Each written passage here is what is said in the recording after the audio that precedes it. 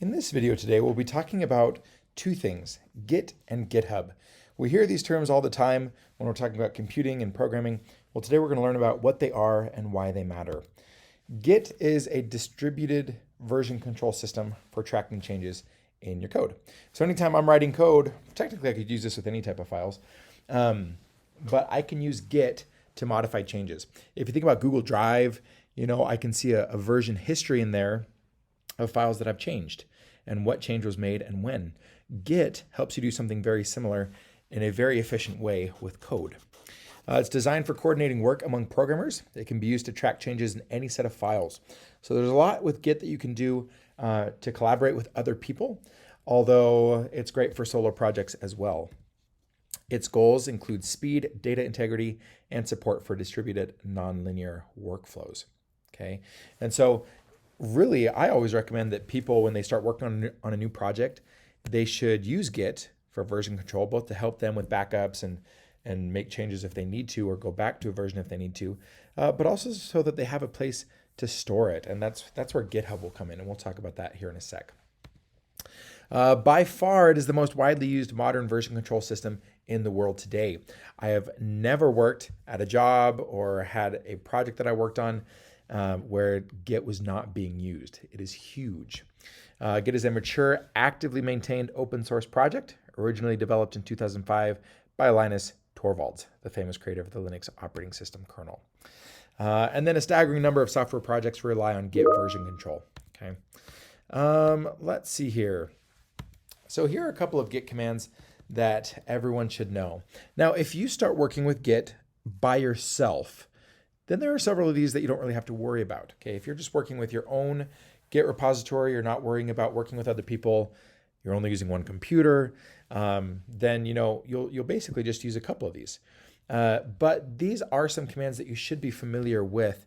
And as we go through these next couple of videos, I'll teach you guys about these different commands and what they do.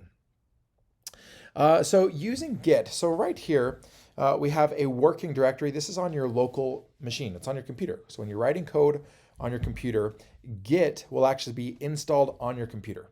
So you'll install Git, you'll use it on your computer. And then when you want to stage things for a commit, so basically every time you make a commit, it's like a checkpoint in one of those old video games, right? You make a checkpoint, and then if you need to go back to it or whatever, you can, and you have that checkpoint. Well, with Git, you can add files individually or collectively to say, hey, all of these things I want to stage for a commit, because that commit will be saved forever, pretty much. Okay. And then when you say git commit, you're basically saving that checkpoint. And then git push will go from your computer to a remote repository. That's where GitHub comes in. There's a lot of hosts like GitHub.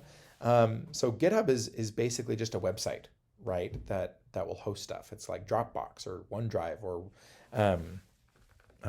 Google Drive. I was trying to think of the other one. GitHub is pretty much just that. It's a place to store your code remotely.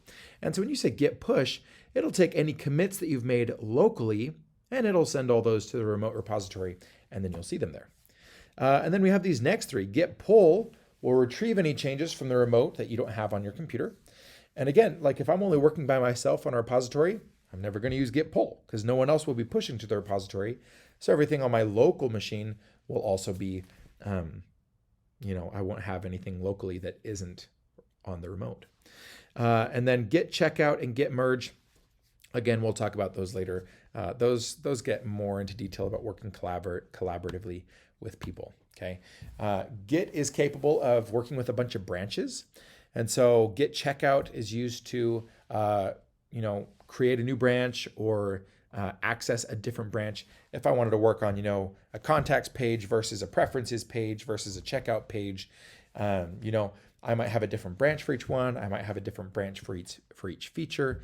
And then we can use git merge to merge these branches together when we're ready and when they're in a good state.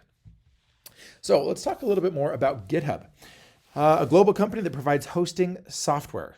Okay, Git is installed on your computer. It's a program that runs on your computer. GitHub is a website. Okay, it's a hosting provider that is free for the most part. Well, it's free if you want it to be, okay? But it's awesome, okay? You can do a lot of things with GitHub. You can store all your code there. There's nothing wrong with that. And it relies on Git very heavily for it to be able to be managed. It's a subsidiary of Microsoft, which acquired the company in 2018 for $7.5 billion. It offers all the distributed version control and source code management functionality of Git, as well as adding its own features. Okay, so Git versus GitHub. This is a nice little image I found. Again, Git is installed and maintained on your computer. One thing that really sets Git apart is its branching model. And then GitHub is designed as a Git repository hosting service. So again, it relies on Git. If I say git push on my computer, it'll take all of my commits and send them off to GitHub. Okay, so in the next videos, we'll go ahead and download Git. We'll make a GitHub account and we'll start saving our code on GitHub using Git.